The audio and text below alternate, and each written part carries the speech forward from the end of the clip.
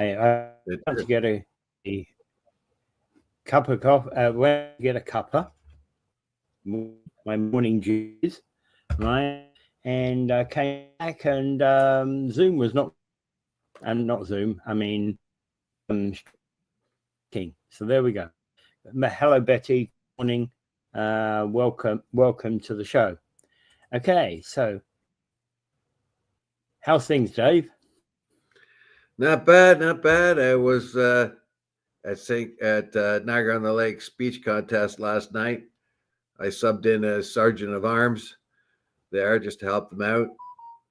They had some speeches going. It was pretty good. I thought they did fairly well. Since we will be competing with them later on, I can tell you now that we will destroy them. Having seen the That's Toastmaster opinion, is it? Pardon me? Sorry? I don't know. I'm getting you kind of spotty here. What's going on? That's a professional master opinion. Yeah, our connection's not all that good right now. I don't know what's going on, but before we started it, basically, I went to grab a cuppa, and it just, died. Anyway, it's now. All right. So, welcome for everybody to is 24. There we go. Already too far into December already. I said November. Ouch. Ouch. It's November. It's December 5th. December 5th, 2020. There we go. Okay, save.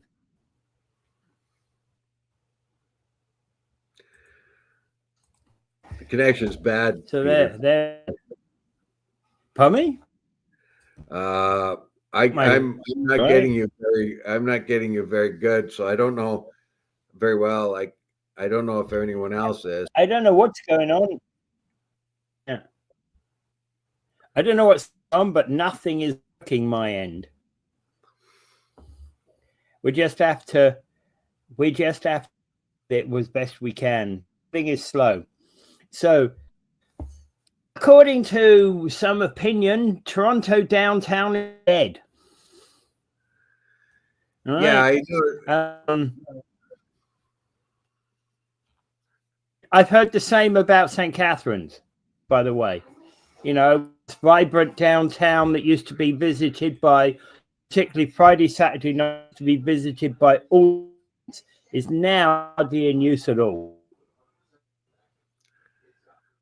Well, the article talks about a bunch of different reasons why that might be, and one of the ones they highlight is the emptying out of office buildings during COVID, and those office buildings haven't filled back up again. That's taken a lot of traffic out of Toronto, the pedestrian traffic out of downtown Toronto, and that pedestrian traffic is the thing that enlivened Toronto. And it also is part of the reason why a lot of the small businesses there are suffering, particularly the walk-in business or walk-in traffic that some businesses. It's your sandwich shop. It's small lunch venues. It's where you might get coffee from, and that sort of thing. They're all the ones suffering. Yes, and Toronto was one of those cities that have avoided the urban blight of a lot of big American cities like Detroit and Cleveland and Chicago and other cities like that, where the people once people start making good wages and stuff, they leave the center of the town, and then the core of the town becomes a poor area, and it becomes unsustainable during after work is over. Toronto was one of those cities that stayed alive because the people from the center of the city didn't move out, or if they did move out, people of the same socioeconomic sort of category moved in. It's very like it did not rot from the inside out. But right now, Toronto, that used to be a vibrant city, is not, according to this article, and it has struggled. Yeah, it's interesting because she's blaming a lot on the fact that the pandemic changed how we work, right? And but she also says it's time to recognize we can't stay in remote mode forever. It's time to go back to work, in other words. And this is a message that's been echoed by many small businesses. Yes. And but she says these office buildings haven't been filled back up. But I think one of the things you could do is fill them up with change the office buildings to residences is one of the things they can do if they can't fill them. You can't change them to residential. What? Oh, because of the zoning? No, it's not about zoning. It's nothing to do with zoning. It's the fact that you should know that with office buildings, basically everything is central air, all one air conditioning that operates for the entire building. All right. So it keeps the 41st floor the same temperature as the 21st floor as the second floor. Right. There's whole air conditioning systems that keep that all in tally, so that you don't have air pockets. When it comes to residential, every single unit has to have its own settable temperature. And that can't be changed. Right? And that's a massive job to change that. It can be changed, but it's a massive cost. Yeah. And it's been looked at in some other areas, but not, Well, there's the other reason. One of the other reasons why she gives too is the kind of gridlock that Toronto has faced, traffic gridlock. The author of the article says it's really hard to get in and around downtown, so people begin to avoid it. The article, I don't know who wrote the article, but it was written by Naima Blonder. Naima Blonder. Okay, so it's a she. So I was right about that. Yeah. So she also says that it's off-putting to be part of trying to move around the city. She claims that investments have been unsubstantial or well, not enough, basically, to improve transit systems and to improve the road networks. So she maintains that it's a pain in the neck getting in and around Toronto because of the clogged streets and has said that the transit system hasn't made up for that. So no way to get in easier out, either by car or by transit. And part of the question about transit systems is things like the subway. You compare the subway of somewhere like Toronto to the subway that exists in London or Paris or Berlin or other cities across Europe, and you also to compare it to places like New York and other places in North America, other bigger cities in North America, it's really quite poor. And I mentioned New York because New York has the same issues as Toronto does, insofar as it is bound by water.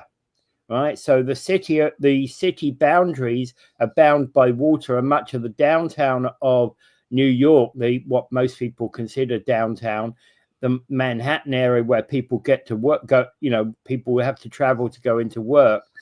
They do that. That's waterbound, right? So it's not a system that's a star system like London or Paris is. Yeah, but New York has an awesome transit system. It does. It does have an awesome transit system, right? And it has, comparing. If you live in New York, you don't have to go wandering miles to go and get a train. Yes. The other thing here she talks about is the price of the city itself.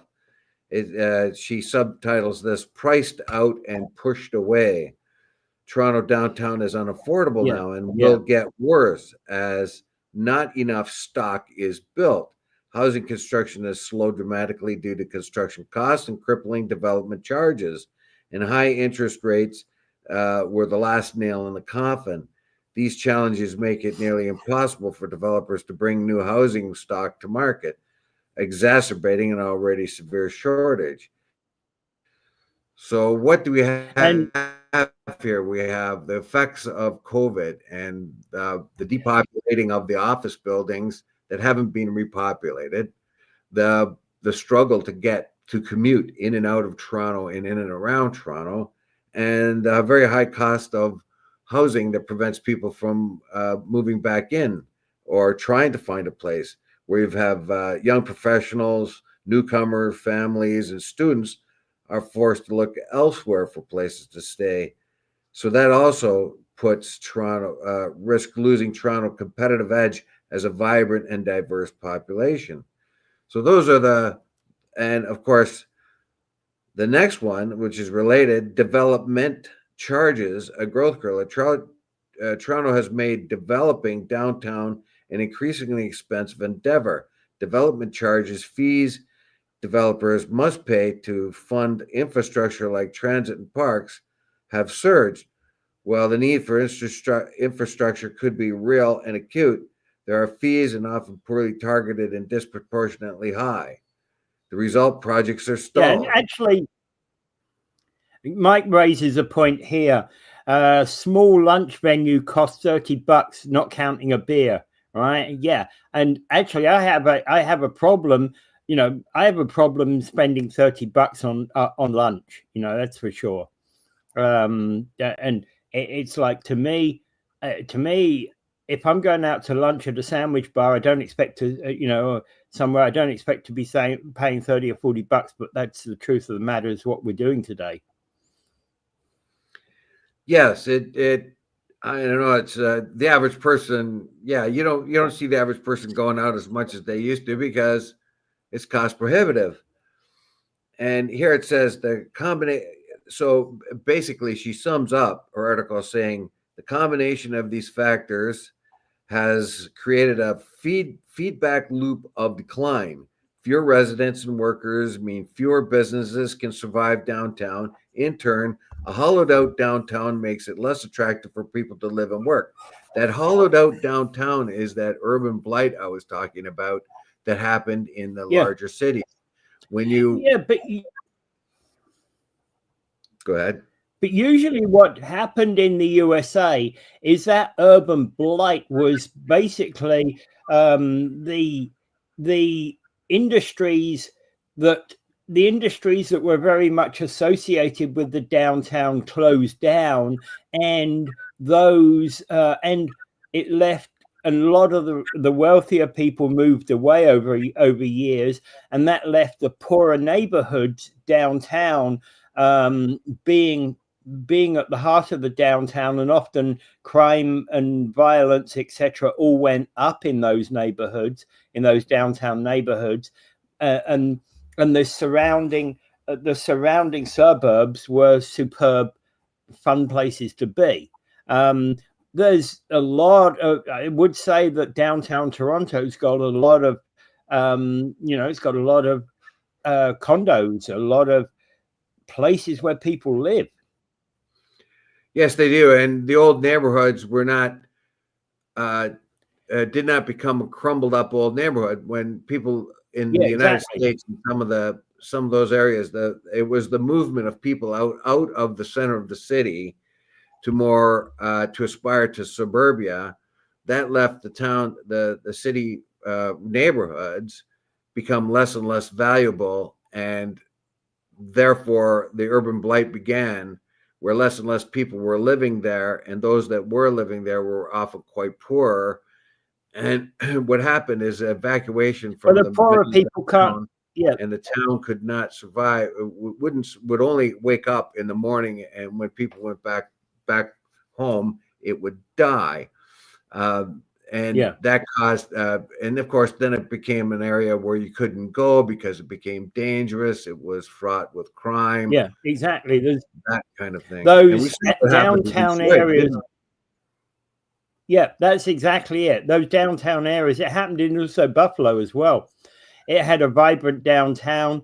Then the downtown died, and it was the downtown areas that were occupied by poorer people, that ended up being those neighborhoods that one didn't want to venture into.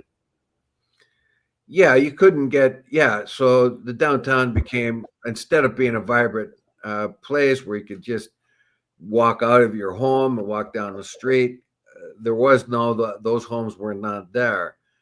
And what Yeah, happened is the area became victimized by gangs, or I don't know, just that kind of thing. Where the difference with Toronto was the neighborhoods in and all around Toronto stayed vibrant, and yeah, in effect, lots of them are still very high end priced places to live. So but what she's saying here is that the downtown is being abandoned now, and that to me is, I don't know. It says, uh, I'm trying to find that part where she says that. She says the combination of these factors have created a food feedback loop. Fewer residents and workers mean fewer businesses can survive. In turn, yeah, a hollowed out downtown makes it less attractive for people to live and work. When it becomes less attractive to live and work, that is the beginning of the urban blight. Because if people do not want to yeah. live downtown, then the downtown becomes more poor, and it only comes alive during office hours, and then it closes down again. So but you don't want that to happen, where the people of the city are living the ring around it, and the center of the middle part of the city loses its life because people only come into work and go back home. Yeah, but again, you can say this is happening. Well, Betty's saying it's happening everywhere, and it's a shame. And I can say that I can see it's happening in St. Catharines, for example. I believe it's also happened past tense here in Niagara Falls. We've lost a lot of the businesses that come downtown generally come and generally have problems with the downtown. We've got the BIA downtown is a mess. We've got a number of things downtown that are a mess and not really moving. We've got major problems in the downtown here.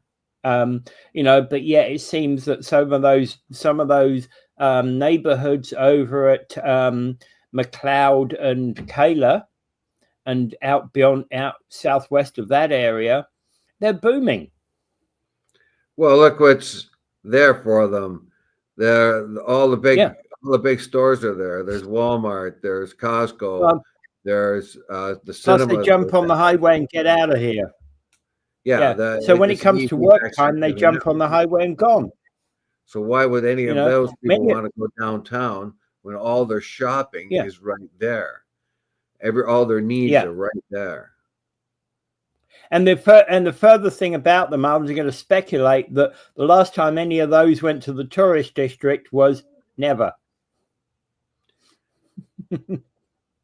Yeah, You know what? well, it's apples and oranges, basically.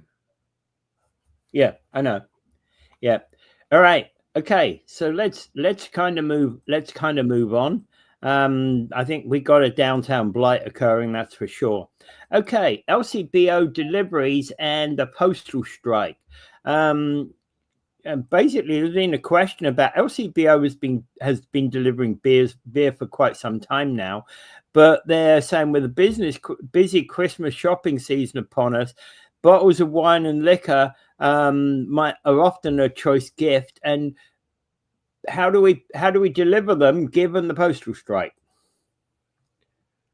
Well, that's the problem facing a lot of businesses right now.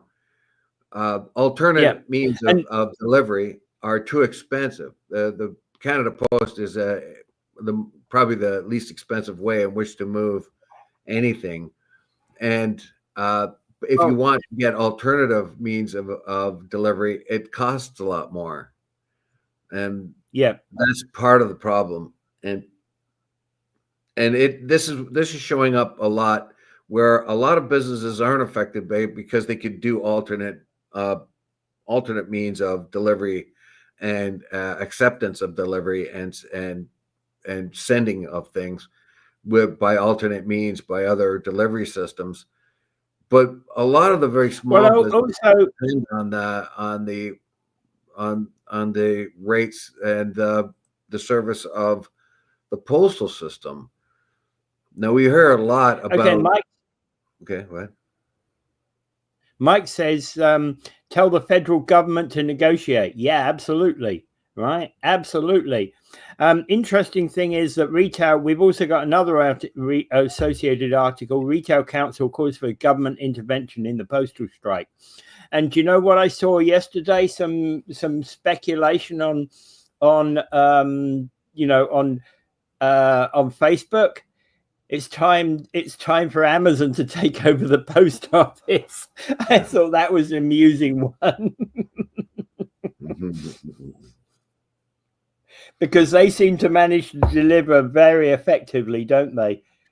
Well, I got a little quick story for that. Just a little of a side. It turns out that Santa Claus was threatened by Amazon too. He can't deliver as fast as Amazon, so it was cutting into his trade and his esteem. And he got so despondent that he started going for longer and longer walks out into the tundra. And Oh, he's and so, missing? yeah, he just went walking around, and keep coming back. And every day he'd go for a longer walk in the of despondency in the tundra. Mrs. Claus phoned for a psychiatrist, and so they rushed in a psychiatrist, and she said she phoned the psychiatrist and says, "You got to come here because he just keeps walking around farther and farther every day, and in a state of despondency. You have to come and help him with his psychological problems." So she was rushed up there, and then and a couple days later she came back, and the press asked her if she could help. Was she able to help Santa? And she says, "No. By the time I got there, he was already a lost cause." Oh.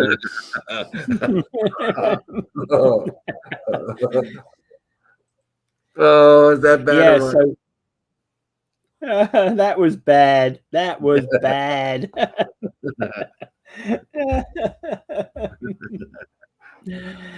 Yeah. Yeah, but and joking aside, we've got to get this postal strike. It seems we've been out for a month. And here was the situation is we ran out of checks just before the postal strike started. So we ordered checks and didn't even think about it, or we thought we ordered checks. But the check company actually didn't deliver the checks via the postal system. They delivered it via their own system, by UPS. And the trouble is, we had a lazy UPS driver who couldn't be bothered to come into the door of the building. You know.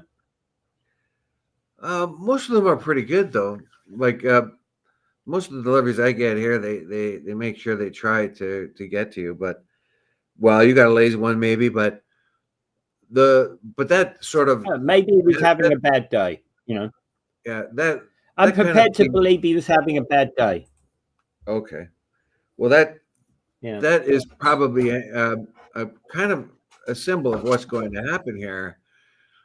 Right now, people are losing the trust in the post office at a particular time. Now, of course, the post office picked this time because the strike would have its most effect. But it also is discouraging people from taking the using the post office later because now they feel that it's unreliable. Yep. Can you trust the post office anymore? Can you trust your business trust the post office anymore? They're going to lose more business. The post office is the demands of the post office, aside from the usual safety and wages and pensions and that kind of thing, they want the post office to expand its business. But if it wants to expand its business, then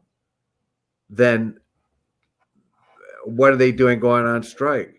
I understand the need to go on strike, but you have to make people very assured that your business is not going to get interrupted. A private delivery outfit can always make amends if it has problems with its workers by using alternatives or something like that. But the post office here is trying to expand. The workers are trying to expand their presence in the delivery businesses, obviously in the hopes to re-energize the post office. But if they're on strike, that kind of is counterintuitive because people who want to have trustworthy delivery system and see them on strike, it doesn't fare well for them. My sympathies, of course, are with the postal workers. And right now, though, as post workers are making it very clear that there are alternatives to their service. They might be more expensive, but maybe they're more reliable. And that's not a bad look. That's a bad look for the post office. I'm afraid it is a bad look for the post office. Yeah.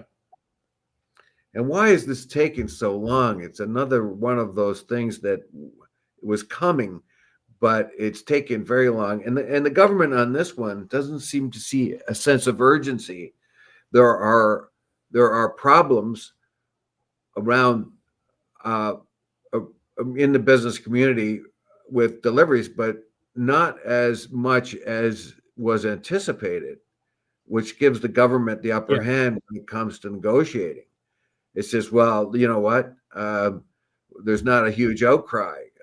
There's business as usual kind of things going on. And I don't know. And when you pick a time like Christmas and you do make it difficult for people, they remember that. So I'm not so sure it was the best time to go out. Although on one hand it is because you get more delivery reduced, and that puts pressure on the government. But the government sees, well, it hasn't been that big of an issue so far. So that's we're not going to be pushed into negotiating. I have a feeling, though, they should have fixed this a long time ago. I don't know why they leave these things to the 11th hour all the time. Yeah, and actually, that's exactly what Mike is saying here. Can you trust your government anymore? They never negotiate; they merely dictate. They're an embarrassment. And Betty's basically saying, remember when you got your check from work, take it to the when you get your check from work, take it to the bank. You deposit $100. We received interest. That's a problem, right? Started to be foggy and snow. Yes, yeah, that's another comment that Mike was making. You know, So, so yeah, we can't. Can we trust our government anymore to actually negotiate? It doesn't matter what you feel about which side of the, whether you support the workers or whether you support the management. The point being at the moment is the government should have actually been banging their heads together and saying, negotiate.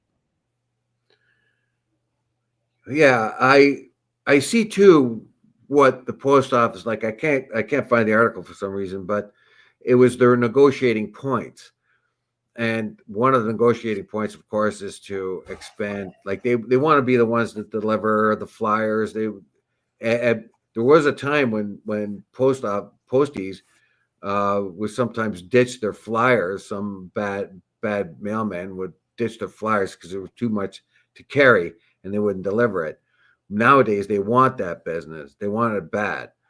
They want to be the ones that deliver the flyers. They want to be the ones that deliver the catalog books. They want that, and they want. I think what they want to do is get the Canadian government to expand the postal service. It could be a really good. Yeah.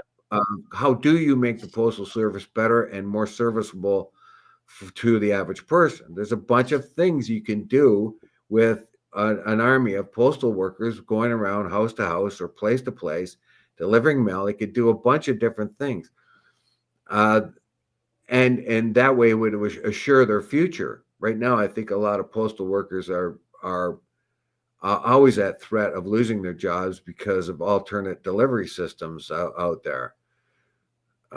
Well, that's a clear one, because even Betty's saying here, technology is deleting the post office. We have email and Uber. The thing about it is, yes, you do have Uber Eats, and you do have those services that actually allow those deliveries, more delivery services. But again, that's never really, even with the advent of Amazon, probably Amazon now has covered every street in Canada 1,000 times, right?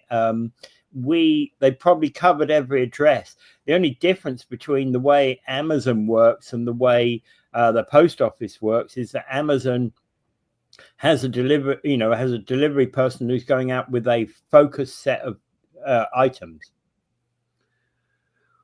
Here's a specific route. I have a love-hate relationship with Amazon. Yeah, many do. Many do.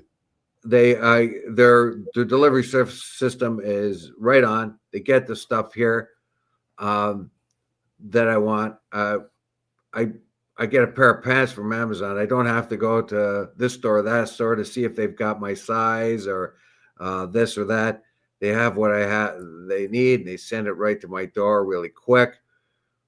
But on the other hand, they're capitalist swine. They take advantage of their employees, and I'm dealing with the capitalist swine here, and I know one guy that worked for them, and he was treated terribly. So I'm always with mixed feelings when it comes to Amazon. Yeah, they employ a lot of people, but I don't know how well they employ them, and they do have an extremely efficient system. But on the other hand, actually, the thing is, what happens, how Amazon get their stuff delivered is, for example, there's a company actually in Thorold that does a lot of our local delivery. So what happens is the local depots from places like, the main depot is in Montreal. The secondary ones is in Toronto and other ones, but there's also one in Hamilton, and they basically, depends what was bought and where it needs to go out to get delivered from. But for example, if you buy something that needs to come from the main depot in Toronto, they will get it sent overnight. Overnight they'll be delivered to Thorold. But I also believe that the Thorold depot will keep a number of local items that they can pick themselves. So common things that everybody orders, they have in the depot that they can then subsequently pick. Well, to get the unfortunately, I don't know. like I really would like to see the federal post office be a much better system than it is, and expand its operations in an attempt to reduce the delivery charges for everyone. This would help the economy. It would help uh, low Well, wage earners. We would help small businesses if it was a very effective means of delivery, and it expanded its mandate. We also know that the post office is essential to remote areas of Canada, and this, including this yeah, province of Ontario. It's going to do none of us any good by hurting the postal workers and keeping them on strike and reducing the trust we have in the post system. This has to be what you want to do. Is you always trusted your postman in days gone by. The postman would come and knock on your door on come to your house December 24th and be delivering Christmas cards. They would get some overtime and go trudging up and down the street in the snow. I have an image of one coming. It was late at night, not that late at night, maybe 6 or 7 o'clock at night, and he was getting some overtime delivering backlog. And there was a lot of snow on the ground, and he was trudging through the dark in the snow, yeah. house to house. Oh, yeah, I get you. I get what You you're know, saying. Yeah. yeah. And people would invite the postman in, and he'd maybe get a shot of liquor or a little piece of cake or something like that. Where is that connection we have with the postman nowadays? Like, you Yeah, trusted the we postman, don't. the postman brought your stuff. Yeah, we don't have that connection anymore, and that's a sad thing about the way our society has gone. But it's not just the postman. If you remember, the milkman as well. The milkman, we used to on Christmas we would give tips out to the milkman. Yeah, we had a bread man too. I remember we had a bread man. Yeah. Oh, bread man as well. Yeah, I'd forgotten about that one. Yeah, thank you for reminding me. Yeah, local bakeries would send the bread man out as well. Yeah, my mother, being a young naive housewife at the time, the bread man was an Italian guy, so he'd come around and he'd go, good morning, what do you want? The kind of thing, good morning, lady, that's kind of thing, right?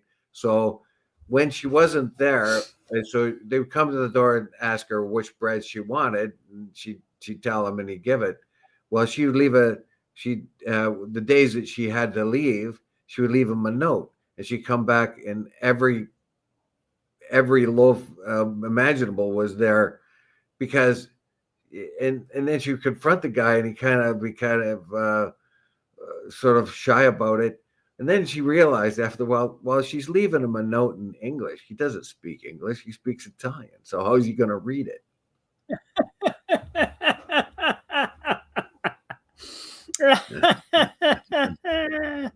Yeah. Okay. Yeah, that's an interesting question. Okay. So, all right.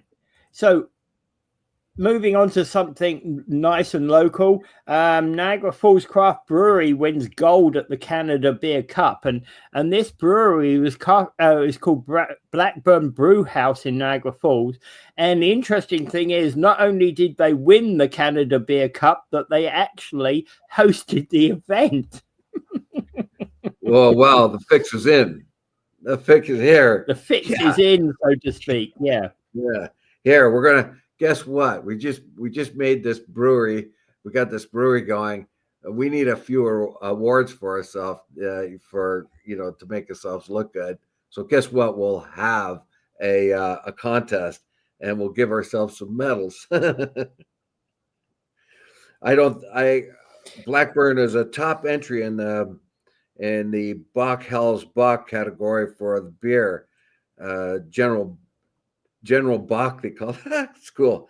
Behind them, for silver and bronze in the category, entries were Souk, Oceanside Brewery of BC, and Toronto. Well, that's very nice that our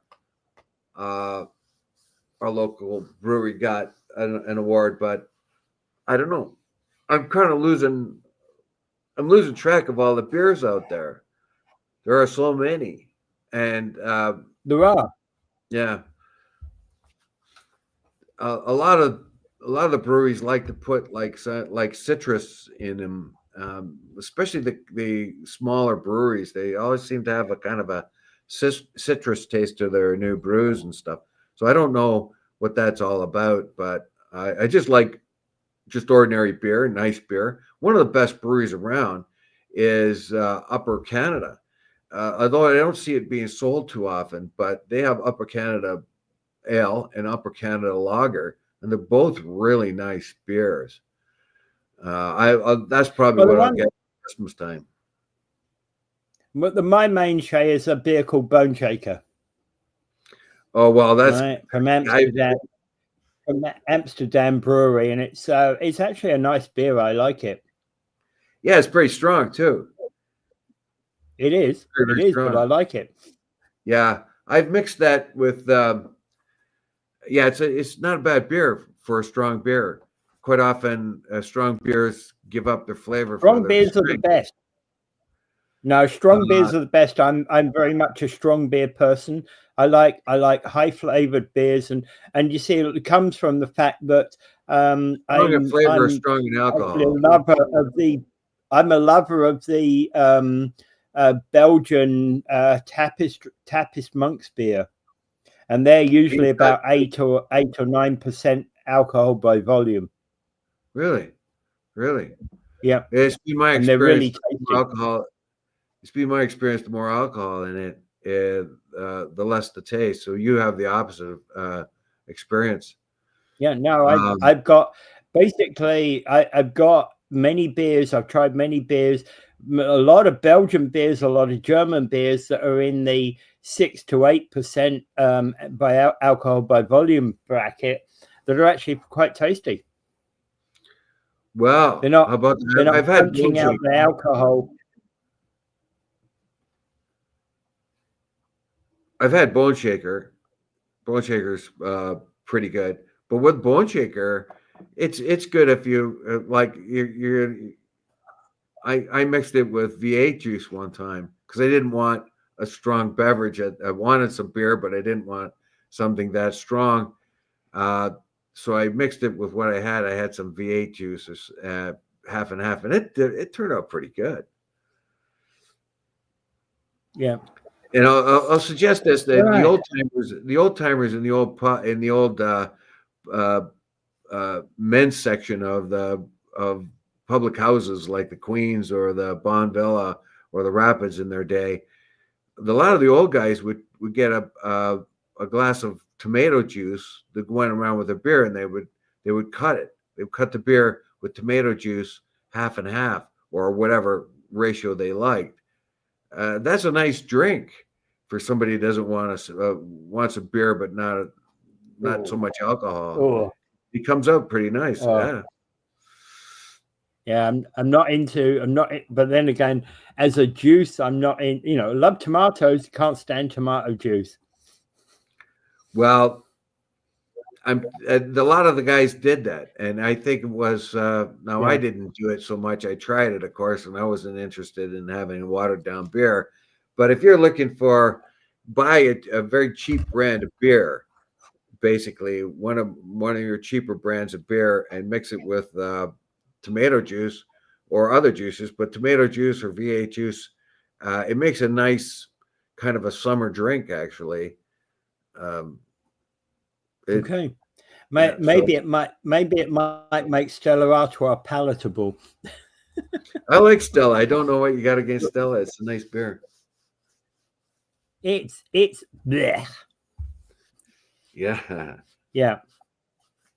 Good Okay. morning, So good Nancy. morning, Nancy. Good morning, Nancy. Okay, and Betty says congrats to them. And it's like my best nabob. That's coffee, isn't it? Okay. You ever visit the brewery? Wow, it does smell hops. Yep. And I think they told me visit our school with our school. I've been in a couple of them. You can't avoid the smell, that's for sure. Even in the wineries, they can't avoid the smell. I had a nice tour of Tuborg when I was in Denmark. That was pretty cool. Yeah. Okay, so moving on. Bread and buns have been recalled due to pieces of metal being found in them. So this is Dempster's Harvest Gold, Country Harvest, Well, Di Italiano, Giant Value, Great Value, No Name, President's Choice, Wonder, and other brands have been recalled because there's been metal pieces found in them.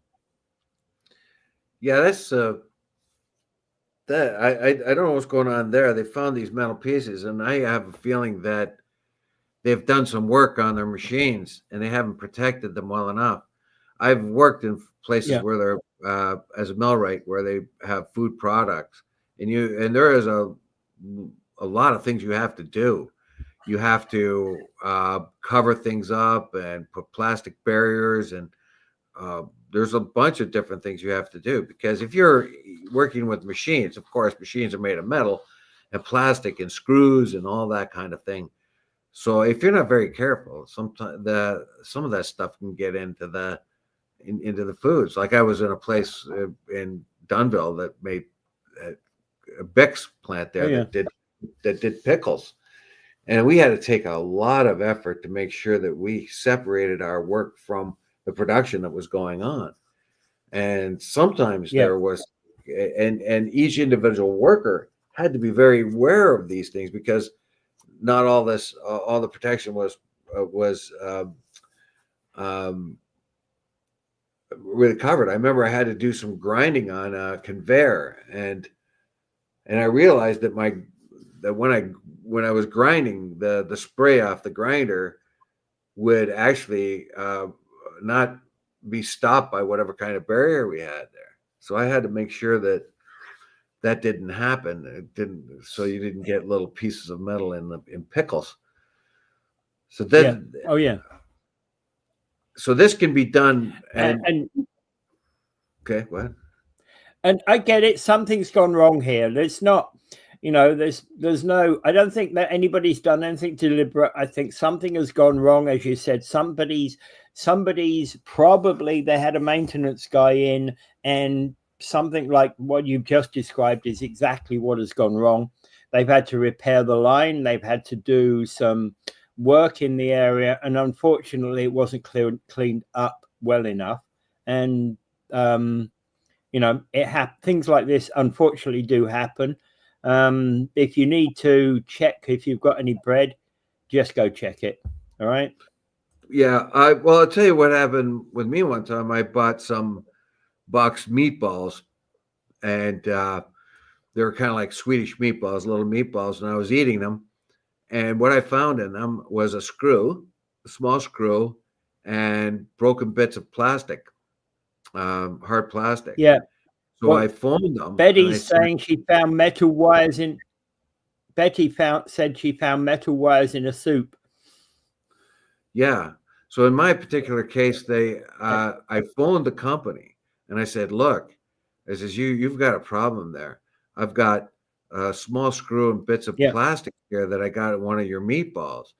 And they said, "Oh, could you send those in for us?" So I did. I sent them in, and then they sent me back a letter saying, "Oh, it didn't really come from our meatballs. We don't have that kind of thing here. It didn't happen," kind of thing. And I said, "But we're going to give you a free box of meatballs."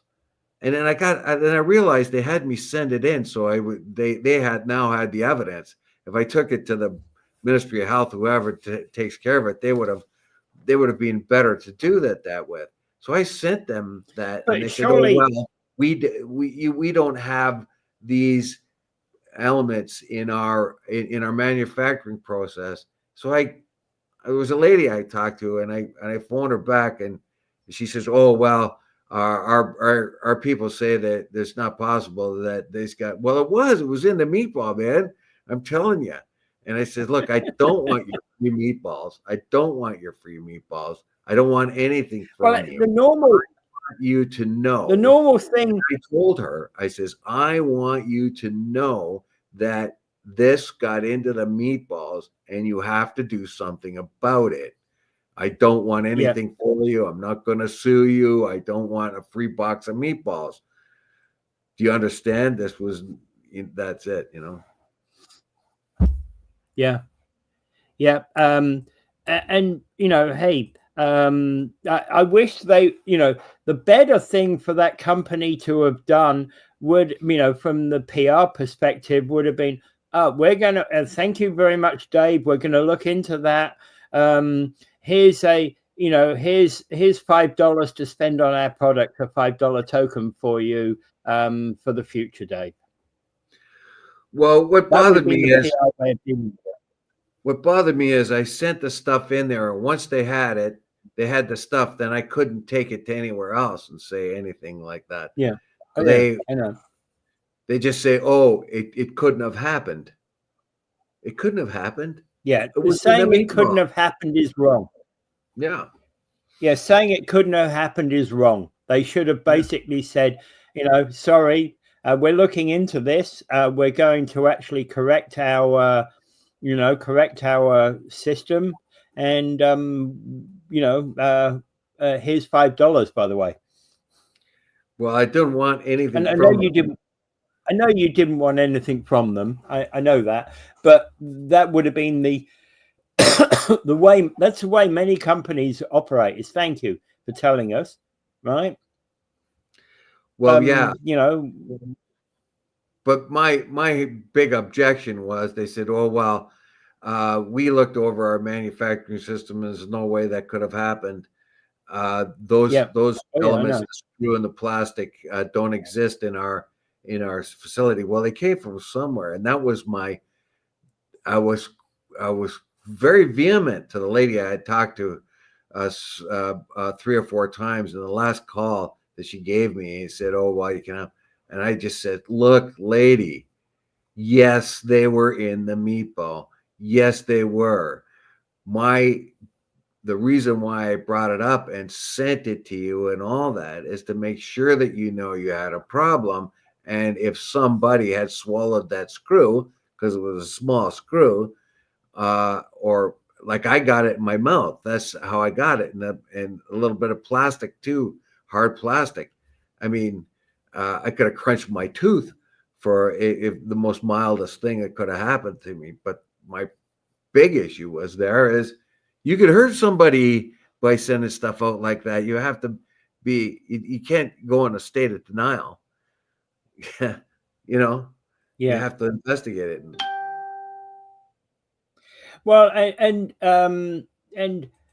there's actually they actually have potentially here, of course, there's a potential legal action, as you quite rightly pointed out.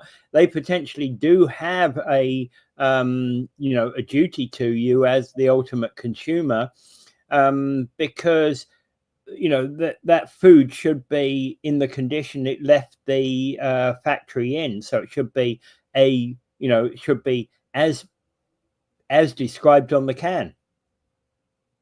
You know, it should be meatballs as you expect it to be, not screws. You know, and we have to thank a Scottish legal case for that, which is a case, the snail in the bottle case, Donahue and Stevenson. Right. Right. Betty basically does the practical thing. She shows her partner and then throws it. Yep. Get you. Yeah. A lot of people do that. Right. Okay. So moving on.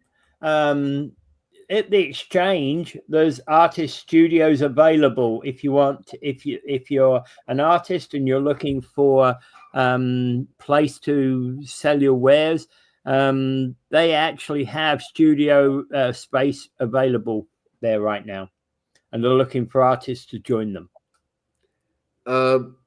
Okay, I'm gonna be kind of like the devil's advocate here, kind of. Yeah. Is that exchange going to be just a big albatross? Is it going to be a building that was really used by artists?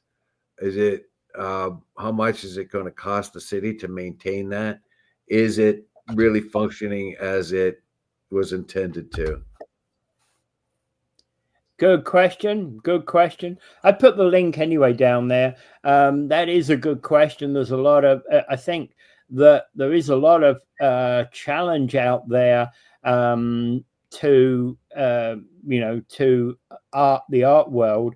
It almost seems like we built this thing. We spent actually $17 million on it at the end of the day. We built this thing and it's not seemingly getting the use it's not getting the uptake it was expected. You would have thought the artists were lining up to get in there. Where right now this article is pretty much implying that the artists are not Yeah. taking advantage of it, that some of these studios are left unused. I see the point there of allowing, because mostly if you're an artist or something of that kind, it's a big economic outlay to get your materials, get a place to do your art, and that. However, art has two kind of levels. One kind of level where it's a sellable art, where people want to buy it, put it on the walls, or buy the pottery that's made or the woodwork that's being made. And the other one is art to reflect our artists reflect society and give messages and or other just pleasing things to the eye. How much of this art is being sold? Yeah, good question. Is the art being produced there economically viable, and or is it something that people want to see and look or understand? Are we marketing this well well? Well, I have to say that I used to be in contact with Steve Wilson, who had a studio in Queen Street downtown, and he was always advertising his artwork. Since he's moved to the exchange, I haven't seen him on Facebook much. How much does he Or pay maybe for it's just I'm studios? out of sync with him. How Sorry? much does he pay? How much do these people pay for studio space, or do they pay? I don't know. That's a very good question. I don't know what it is. Um, mm, Is this thing just yeah, going to be a big white elephant? I if artists go there now, do we give them a break? Is this the kind of message we want to give? If you're an artist, you're going to get a break.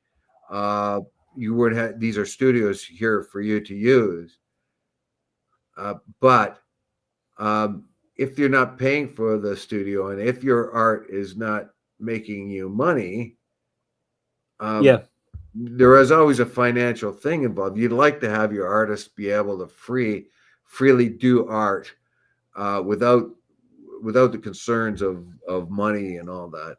But uh, are they making money? Are the really good ones using the studio? I could pick up a bunch of brushes tomorrow and start making cartoonish figures. Am I allowed to go there? What kind of criteria does an artist have to meet to be able to go into there? Uh, these things I don't understand, and I'm very afraid that when I saw the woodworking shop there, I said, "Oh, that's awesome," but how many people get to use it? yeah, yeah. What criteria do you need to use it? See what I mean? There's and And who's paying the? There's got to be a safety guy there. Somebody wants to use that machines there. There's going to have to be somebody that shows them how to do it. Has to supervise it. You oh know. yeah, no, that's a fair question. And Okay, so art is often, what there's a picture that's associated with this link that I've given everybody down there, right? There's a picture that's associated with the link, and I look at the artwork. It's 3 panels that are made to fit together, and I understand how they fit together because there's movement of paint across multiple panels. But it's not a piece of art I would be buying for my house. Let me be blunt about that. Doesn't please me. And again, that's the point: is that art pleases the buyer, doesn't it? Yeah, So this is the you point may here. you may feel this particular piece to be the greatest thing you've seen, and I think, yuck, why would anybody want that? Yeah. Well, here's the point of the studio. The studios are spaces where artists can create in a safe, bright, modern, collective environment. Some artists might not want to be part of a collective. So to support the local artistic community, the open studio spaces are accessible to artists at below fair market value. Artists involved with the studios at the exchange participate in a value exchange program. See the program details to encourage community engagement. The intent is to create a positive, supportive, inclusive, and collaborative artistic community. That's a good idea. Is it going to work, though? The studios offer competitive rates for artists and makers. So they're asking for artists to come there, which tells me maybe they're not attracting enough artists. So you want this collective, you want this collective artist. Now, do you now take artists that are already established or new ones, and how, if you want to rent studio space, you can, but I'm wondering how much of the studio space may be used by other things because they're an expensive place to rent space. Yeah. So it seems I really don't know. Like I have to be more familiar with it, and I would like to see it work, but it seems to me that their expectations are they've created an environment for artists to work. Will that pay off? We'll see. Yeah, good question. And I think we're going to have to call it quits now. I'm looking at the fact that it's snowing. I've got to get to St. Catharines. I've got a court date at 9:30, so I don't want to be late. Not that I anticipated it being a problem, but you never know. You have to take a bit more caution in the snow. I'd say just pay the fine online, Peter. You don't have to go to court. Sorry? I would say you should just pay the fine in court. Pay the fine online. I'm not appearing for me. I'm not appearing for me, man. I'm appearing for somebody else. That's the story I used to. So you should know that if I'm appearing in court or tribunals or anything else, it's not for me. It's for somebody else. Okay? All right, everyone. Pray for peace. I am so disappointed with the Gaza thing. So disappointed. Anyway, pray for peace. Without further ado, I bid you adieu.